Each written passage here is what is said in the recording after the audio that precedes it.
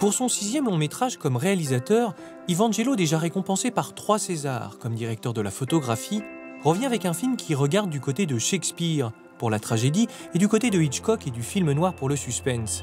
Au plus près du soleil, c'est son titre, est avant tout une entreprise où les personnages, comme les spectateurs, se brûlent d'une vérité bien illusoire. Bonjour Evangelo. Bonjour. Bienvenue à bord pour parler de votre nouveau film, Au plus près du soleil, à bord d'un bateau, parce que le bateau, c'est un décor important de votre nouveau film. Alors, puisqu'on est là pour parler de mise en scène, je vais vous demander un exercice, de mettre en scène notre interview. Alors, vous avez des contraintes, une lumière naturelle, un bateau qui vogue et 2 caméras à votre disposition. Comment vous voulez les mettre? Vous avez une caméra vivante là, je veux dire qu'il peut se déplacer, mais selon ce qu'on va se raconter, il va ressentir des choses. Et ben voilà, qu'il fasse ce qu'il veut. Il filme de dos, de face, de profil, qu'il se rapproche. Il peut se baisser, il va vivre l'interview à travers le plan qu'il filme. Alors cette deuxième caméra, c'est plus comme elle est sur pied. Elle n'a pas trop d'alternatives. Un plan à travers lequel on devine le décor sans le voir. Vous aimez qu'on vous regarde? On doit être à votre service. Vous aussi. Madame, vous m'interrompez pas. Bah quoi, vous m'interrogez, je réponds? Je connais les hommes. Ils veulent tous nous avoir comme des animaux. J'ai revu la mère biologique de Léo, je voulais que tu le saches. Je l'ai envoyée chez le juge des libertés, elle va être en détention. Moi, j'aimerais pas duper mon fils. Je pense qu'il faut en parler à Léo. C'est tellement plus simple, la vérité. Alors, c'est un film dont un des thèmes est le mensonge et le non-dit. Comment on met en scène le non-dit? Quand on cache quelque chose et que le spectateur le sait, il y a un jeu ambivalent entre le personnage et le spectateur que la caméra doit interpréter. Une caméra, c'est aussi un acteur. Chaque film possède sa règle du jeu. Quelle était la règle du jeu pour ce nouveau film? Filmer, qu'est-ce que c'est filmer? Comment filmer? Et surtout, comment filmer des acteurs? C'est-à-dire, pour moi, il y a une corrélation très forte entre le jeu de l'acteur et le jeu de la caméra.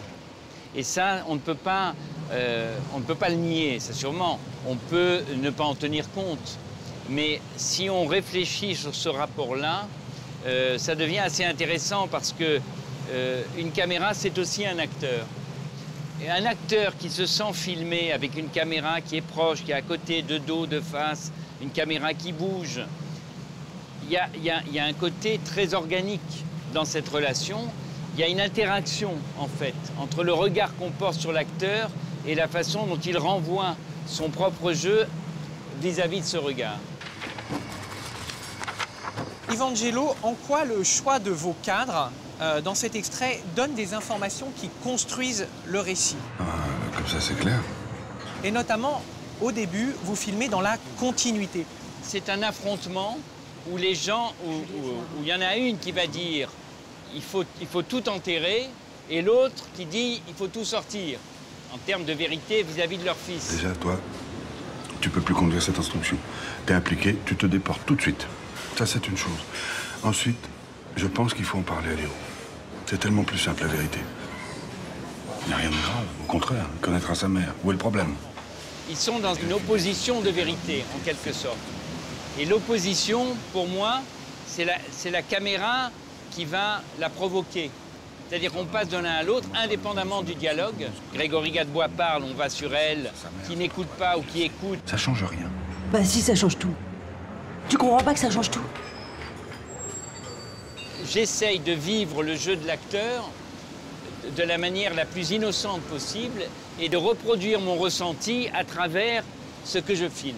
À 47 secondes de cet extrait, on n'est plus dans ce mouvement lent, Oui. dans cette continuité. Vous passez par le montage, par une rupture. Oui. Donc, pourquoi cette rupture-là qui bascule dans un chant contre chant classique après? Le cœur bat différemment. C'est-à-dire que là, il a essayé de discuter, il a essayé de lui expliquer, etc. Et ça ne marche pas. Il y a un mur. Et ce mur, cette cassure, cette rupture, peut-être provisoire, éphémère, mais c'est une rupture dans la scène, eh ben, elle est caractérisée justement par l'arrêt du plan en mouvement et par un nouveau plan. Alors, dites-nous comment ça se passe sur votre plateau. Oui. On répète avec les acteurs, on voit le mouvement, la scénographie, etc., le jeu. Quand c'est prêt, la caméra qui était par terre, parce qu'il n'y a pas de pied, on me la donne et on filme immédiatement. D'accord. Et quand on filme immédiatement, je vous l'avoue, moi, je n'ai pas pensé la mise en scène. Donc pas le découpage. Non, je sais simplement ce que je ne veux pas. Par exemple, une séquence comme ça, je ne veux pas faire de chant contre chant. En plus, c'est moi, le metteur en scène du film, qui cadre.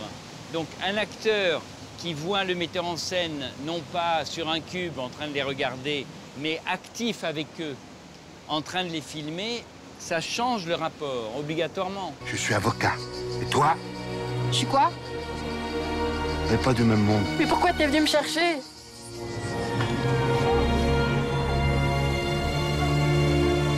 Juliette. Pour terminer cette leçon de mise en scène, Evangelo, j'ai l'impression que tout votre travail procède de l'inconnu. Est-ce que c'est ça, être réalisateur, se libérer du connu? Oui, enfin, on peut dire ça, mais c'est quand même pas tout à fait ça, parce qu'on est obligé de venir très préparé, très investi. C'est simplement, il faut être suffisamment investi pour laisser libérer ses sensations.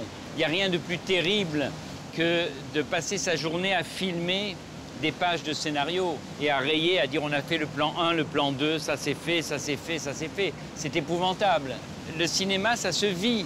Je dis souvent que, en fait, après toutes ces années, j'ai l'impression que je vis mon métier comme un vrai amateur, avec l'acquis d'un professionnel. Quand l'amateur qui filme, il ne se pose pas la question de dire je vais faire un gros plan, un plan large. Il filme, il se rapproche, il vit les choses comme il l'entend, il ne se pose pas de questions. Et on va terminer notre entretien par une question qui est un rituel, alors qui va demander de votre part un ultime abandon. Est-ce que pour cet ultime abandon, on peut rapprocher la caméra pour avoir encore un peu plus d'intimité de vous, ou on reste comme ça? Ça dépend, parce que la grosseur du plan ne veut pas dire plus d'intimité. Quand on filme dans le ressenti, quelquefois, on a envie de se rapprocher, non pas parce que tout d'un coup la chose terrible va être dite, c'est au contraire parce qu'il y a quelque chose de fragile. La fragilité du personnage va s'éclairer davantage si on est plus proche. Cette ultime question, Evangelo, c'est pourquoi filmez-vous? Ben ça, c'est une question merveilleuse. Je filme certainement pour peut-être développer mon ressenti.